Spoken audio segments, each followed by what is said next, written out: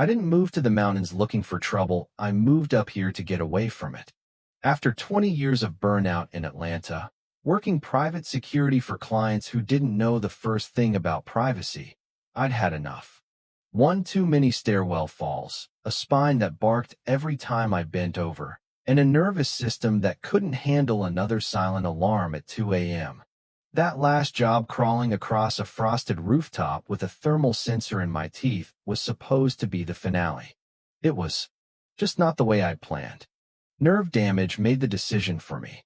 So I cashed out, bought a patch of land outside of Ash Hollow, deep in the Blue Ridge, where the pine trees speak louder than people ever do. The cabin I found wasn't pretty. It creaked when the wind rolled through, and the porch was more duct tape than timber. But it was mine. No neighbors. No noise. No rules. Especially no HOA. That was a non-negotiable. Before I signed anything, I had my lawyer confirm twice. Then I drove 2 hours to the county office and checked myself. No community covenants. No bylaws. No dues. No pastel flyers taped to my door asking me to color match my trash cans. It was just me, my land, and whatever I wanted to build on it.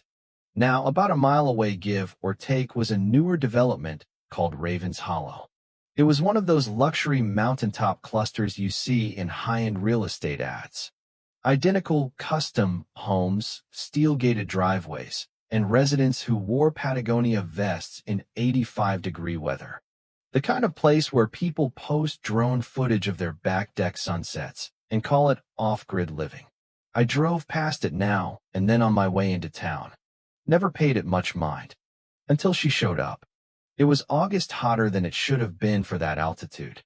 I was out by the gate replacing the solar panel backup for my lock system when I heard heels, not boots, heels, crunching up my gravel like they belonged there. I looked up, squinting against the sun, and there she was. Blonde bob, clipboard under one arm, Lululemon pants like she was heading to a tennis brunch. She had the kind of smile you only ever see on realtors or HOA presidents. Turns out, she was both. "Good morning," she said, stopping 10 feet from me like she knew exactly how close was too close. "I'm Dana Wexler. I'm the president of the Ravens Hollow Homeowners Association." I didn't answer at first, just tightened the bolt in my hand until the ratchet squeaked. "I'm Jack," I said finally, "and I don't live in Ravens Hollow." She laughed soft and rehearsed. "Oh, I know. But your property borders our northern access lane, so we consider you part of the extended safety zone." "Safety zone? For emergency purposes," she said, flipping open her folder. "We're asking neighbors to provide contact info and emergency access keys just in case. Fire, gas leaks, unexpected search and rescue. You know how the mountains are." She held out 3 color-coded envelopes like they were party invites. "You want my keys?" I asked. 3 copies, please. Labeled. Sealed. One for the patrol, one for the HOA committee, one for the regional lockbox. I almost laughed. "No," I said deadpan. "Not happening." Her smile twitched. "Many residents are very grateful for the protection. I'm not in your HOA. I'm not under your rules. And nobody, not you, not the county, not the man upstairs, is getting a key to my house unless I hand it to them myself." Her eyes narrowed, just a little. "Understood. I'll mark you as non-compliant. For now." She turned like she hadn't just tried to collect my life like a library book. A week later, I got an envelope in the mail, dark blue, gold trim. Courtesy reminder. Inside, the same forms, a glossy flyer about community cohesion, and a sticky note that said still time to opt in. I burned the whole thing in the stove. Thought that'd be the end of it. It wasn't. First snow came early. Mid-October. I was halfway through clearing the drive when I saw them. 4 guys in neon vests and branded jackets pushing a utility plow across my land. One had a clipboard. Always a clipboard. "You lost," I called out. "No, sir," one of them said, checking his sheet. "We're clearing the northern access corridor per HOA directive." "That's my driveway," I snapped. Private land. Well, it's listed as extended service, he shrugged. I didn't need a psychic to guess what was coming. 3 days later, a bill. $489. For services I didn't ask for. With a note. Optional, but appreciated. I ignored it. Then came another envelope. Past due. Then, one morning, a yellow sticker on my gate. Architectural violation. Unauthorized fence material. My fence. On my property. Next, they tried to transfer. My internet had the nerve to file a service transfer request using my name. That's when I sent the first cease and desist. Official. Lawyer stamped. Copies to the county. I thought that'd scare them off. It didn't. Next week, a guy shows up snapping pictures of my place mailbox, truck, even the firewood stack. I walked up with my phone recording and said, "You planning to rob me or just fantasizing?" He smirked. "Just conducting a safety audit. You come back, I'll assume it's criminal. That clear enough for your report." After that, I doubled my security. Trail cams. Infrared. Thermal. But the real war started when I came back from a grocery run one night and saw something was off. Gate latch was stiff. Tire tracks in the gravel that weren't mine. My keypad gone. Ripped clean. In its place, a cheap brass deadbolt that didn't match anything else on my porch. There was a sign taped to the window. Unauthorized resident entry prohibited per HOA Directive RH 073. I backed up, called the sheriff. Deputy Carter came out solid guy. Took one look and said, "You're not the first."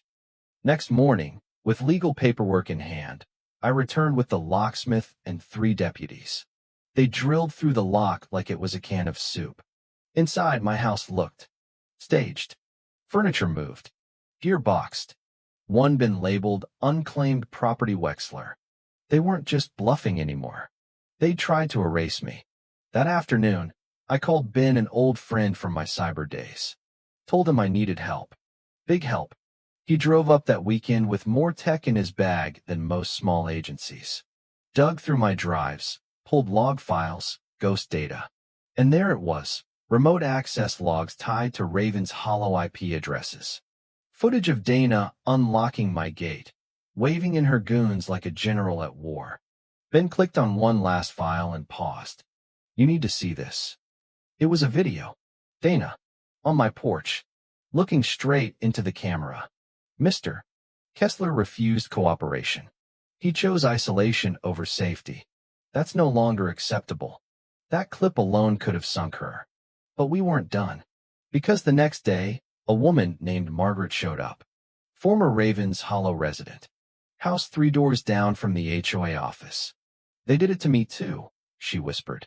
"Same directive. Same locks changed. Same forged documents."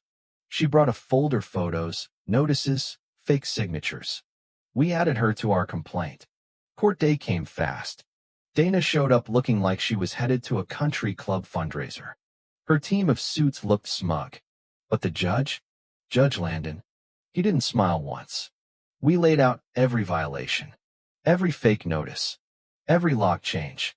Played the video of Dana declaring my rights void. Margaret testified. Then the jury saw the GPS data from Dana's phone from a conference where she presented a slideshow titled "Enforcement Without Jurisdiction." Game over. Civil suit. We won. $2.3 million in damages split among 5 of us. HOA was disbanded, charter revoked, and Dana? Dana got 10 years. No parole for the first 6. Barred from ever running a neighborhood again. Her mugshot was on the news. Her name a punchline. But this story isn't about revenge. It's about what happens when you let fear wear a badge and power gets confused with ownership. It's about the price of saying no and why it's always worth paying. After the trial, I didn't sell. I stayed. Rebuilt my systems. Set up a legal defense fund with the settlement. Helped 3 other families fight off HOAs who thought they were kings.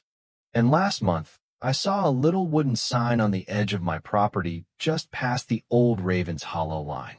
Said, "Thanks for standing your ground." No name. No return address. but it told me everything I needed to know. Some fights are worth it. Some homes are worth defending. And sometimes, the mountain fights back. If you've ever dealt with HOA madness or watched someone you love lose their peace to bureaucracy in a sweater vest, drop your story in the comments. Do you think HOAs are helpful, or have they gone too far? Let's talk about it. Don't forget to like, share, and subscribe, and if you're watching from somewhere with no neighbors in sight, I envy you.